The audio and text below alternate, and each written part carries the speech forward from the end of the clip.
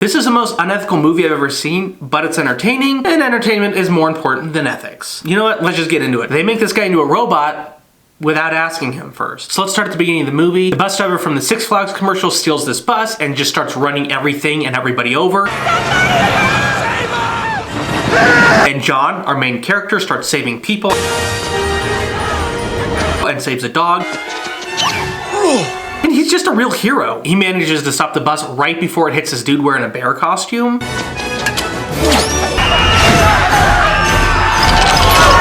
Turns out he was just dreaming and he wakes up to his dog making out with him. Brain. He's not a cop, he's just a security guard, which I think is better. I would rather be Paul Blart than an actual cop. In the event that you approach an assailant, here's what I want you to do. But John really wants to be a cop. He doesn't want to be a security guard. It sets the scene where John is actually Uncle John and he lives with his niece Penny. Having another hero cop dream, Uncle John. We don't know where Penny's parents are, but they live together. Then we're introduced to this father-daughter team. Dad. Her name is Brenda and his name is Dad. They're trying to make this Foote move by just thinking about it. We did it! We moved the foot! Brenda and her dad are scientists, and the building where they work, John is actually the security guard for. And let me tell you, John is creeping on Brenda hardcore. Brenda Bradford. She's so beautiful. Wowzer. He's just sitting in a security guard shack staring at the security camera of Brenda. But he's not the only one creeping on Brenda Bradford. The movie pans to this dude sitting in a limo outside of Brenda's work. He's also staring at Brenda on his own little security camera TV of her. Brenda Bradford. I don't know why everyone has security cameras of Brenda, but they do. And then he says this. Well, good evening, young lady. It's been a while. Which makes it like 50 times more creepy. Why did he say that? Strong morals for a kid's movie. It's weird scene after weird scene. John is clearly in love with Brenda, and so he waits for her to get off work and then goes to the parking lot to confront her. Dr. Bradford. Yes? Brenda is obviously super uncomfortable and is trying to get out of there. I gotta... Anyway, back to Limo Guy. You remember Limo Guy? He's trying to steal the foot that Brenda and her dad are working on. It's a robotic foot and he wants it. Bradford is out of the lab and we can go in. Sykes, release the remote control valve. While John is in the parking lot, Limo Guy smashes a giant van through the warehouse where Brenda works and steals the foot. John is obviously a terrible security guard because he's absolutely clueless that any of this is happening. What was that? We have an intruder on the premises, a black van. Where? Try that big hole in the wall. They must really want that foot because Brenda's dad is there trying to guard it. No, wait. No, They just zap the dad and kill him. not just a moment. Arrivederci, Professor. John vows vengeance, justice, Justice will be served. to find the guy who killed Brenda's dad because he likes her. He couldn't even find the van that just put a massive hole in the side of the building. I wouldn't hold your breath on that promise, Brenda. I do appreciate movies that start and get into the plotline very quickly. We're not even 10 minutes into this movie. There's been explosions into buildings and robot feet and murder of Brenda's dad. So this movie has a lot more action in the first 10 minutes than a lot of movies have the entire time. John jumps in his Pintos and in hot pursuit of Limo Guy. And Limo Guy does not want to be followed, so he does this oil slick and makes John crash, flips over his car. It's a big, nasty crash. Pull over, you! But even after the crash, John is like, hey, Limo Guy, you gotta stop. So to get away, Limo Guy blows up John's car with John still in it. Smoking kills. How in the world is this a kid's movie? And it was a bad explosion. For some reason, John had a bowling ball in his Pinto when it got blown up. The bowling ball flies up in the explosion and lands on Limo Guy's hand. Penny finds out that Uncle John was in a car crash / massive explosion. So she heads to the hospital and John is laying there in a full body cast. He's unconscious, can't move or talk, and he's basically donezo. Brenda is also at the hospital, and while Brenda and Penny are at the hospital, the mayor shows up with Dr. Phil, Both I and Police Chief Quimby. who in this alternate universe is the police chief. The mayor's like, hey Brenda, I know that your dad just got zapped, but we're gonna need you to go back and finish the gadget project, which is that foot thing they were working on. And then we find out that Brenda, who is a builder of robotic feet, is also apparently a real, doctor, like a hospital doctor. See my Uncle John Brown? He's in there. Brenda's trying to figure out what to do with Uncle John. She's talking to the other doctors and they're like, we can't do anything for him. And Brenda's like, you morons, you absolute twit. We can turn him into a robot. We've done all we can. Not yet, we haven't. Everyone's in this room, the mayor's a bunch of doctors, the police chief, Brenda, and everyone's like, that sounds like a great idea. Not one person was like, well, maybe we should ask John if he wants to be turned into a robot before we do it. The mayor is stoked beyond her mind on this plan because she can save money by not paying John overtime or hazard pay by forcing Robot John to put himself in danger. No overtime, no hazard pay. After some undetermined amount of time, it flashes to John. He's waking up in the hospital and his body is going nuts. His fingers are flying off and his body's just doing all this weird stuff. What? And when that happens, he doesn't think he's an actual robot. He just thinks he's on drugs. What have they got me on? He's freaking out at the hospital. He's running down the hallway and runs right into Brenda. And he's like, what happened to me? And Brenda's like, you were in an explosion and it was so bad. And instead of healing you, we turned you into a robot. We are now a sophisticated network of tissue hardware and software. No! And unsurprisingly, John's like, what? No, I don't want to be a robot. I want to be a human still. And I don't blame him, because if I was a robot, I would forget to charge myself at night like my cell phone, and I'd just be running out of battery all over the place. And John's like, but Brenda, I'm not me anymore. I'm not me anymore. I'm a hardware store. And Brenda's like, yeah, duh, you're better. This is a huge opportunity for my career. This is a huge opportunity. Back to Limo Guy, I keep calling him that because I must have missed his name and didn't want to rewind to find out what it was. He does now, however, have this cool hook hand thing because the bowling ball smashed his hand. One that will send my enemies cowering in fear. The bad guy sidekick keeps making all these cool little hand accessories, so really not the end of the world for this guy. You enjoy Japanese food, so I made you a sushi hand. See there? Then we find out Limo and his squad are also trying to build a robot, but they don't want a good robot, they want a bad robot to do crimes for them. But Limo Guy's robot is an actual robot. They didn't just take some person and force him to be a robot, so the bad guys are actually more ethical than all the doctors have been. Then we find out that Brenda made this little gadget chip, and that's what's in John's body to make him actually function like a robot. Now this is the single most important component. It's a high-powered processor chip. And Limo Guy can't get his robot to work and needs that chip to make his robot work. What does Brenda have that I don't? Brenda's like, John, we made this amazing chip and we put it in your body, and without it, you're dead. Without this chip, your body couldn't possibly function. Luckily, there's no bad guys that want that chip. Also, at the beginning of the movie, when Brenda and her dad were working on this robot foot, they could barely get it to work, and so they went from a robot foot that didn't work to making a person into a robot like 20 minutes later. Try to move the foot. The ball. Nothing. Brenda is giving John the rundown on his new robot body features, and he's got a lot of stuff packed into himself. Brenda didn't leave anything out. He's like Iron Man, but better because he doesn't have to wear a suit. He is the suit. Brenda also got him a new wardrobe, and it's creepy. It's a trench coat. But John comes up with a cool name for it, so we'll let this one slide. The gadget suit.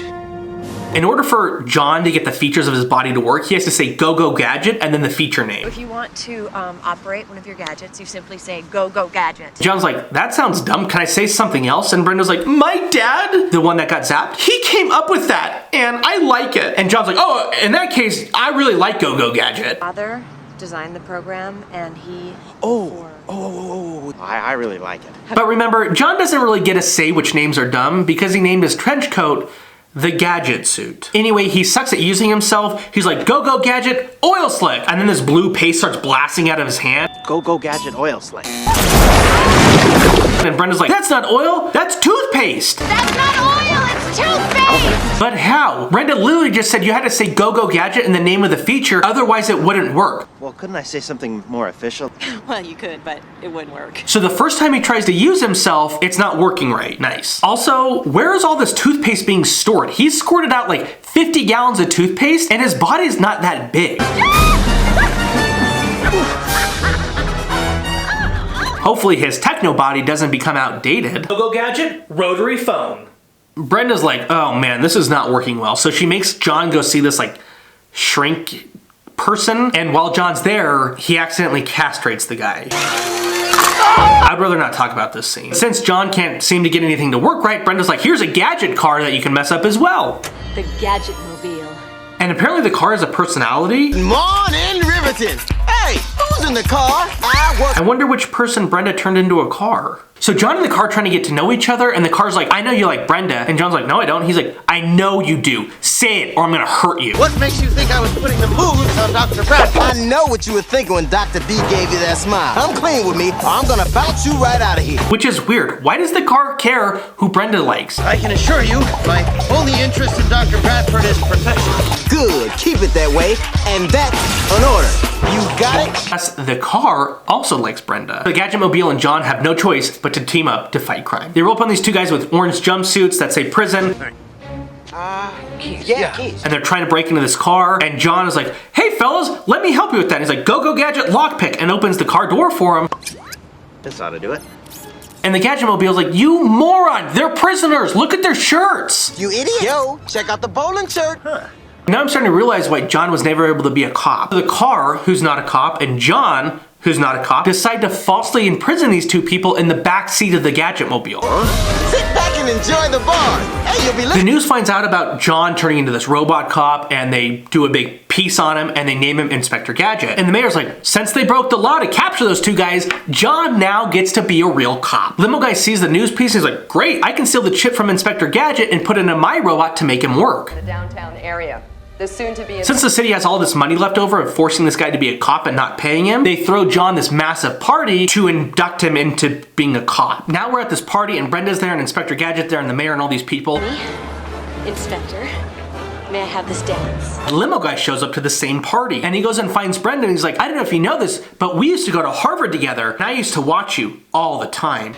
I used to watch the way you wrinkled your little nose. I did. Naturally, Brenda's like, you're a freak, get away from me. That scene wasn't integral to the movie, but I thought it was super weird, so I just wanted to include it in this. John is finally a cop, something that he's wanted for so long, and the police chief is like, I didn't want you as a cop before, I don't want you as a cop now, but the mayor is making you a cop. I have a few assignments for you to cut your teeth on. So just go save kittens that are stuck in trees. After John goes and saves a bunch of kittens out of trees, all the other cops are making fun of him. The 13th.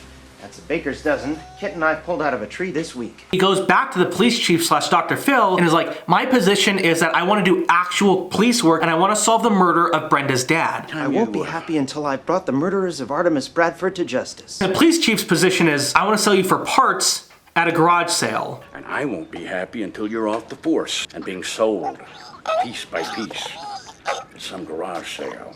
So that's unsettling. While this is all going on, the limo guy is able to steal Brenda's research and finally get his robot to work without having to steal the chip from John. Robo-Gadget. And he makes his robot look exactly like Inspector Gadget, so this bad robot is running all over the town, lighting stuff on fire, committing crimes, and just scaring people.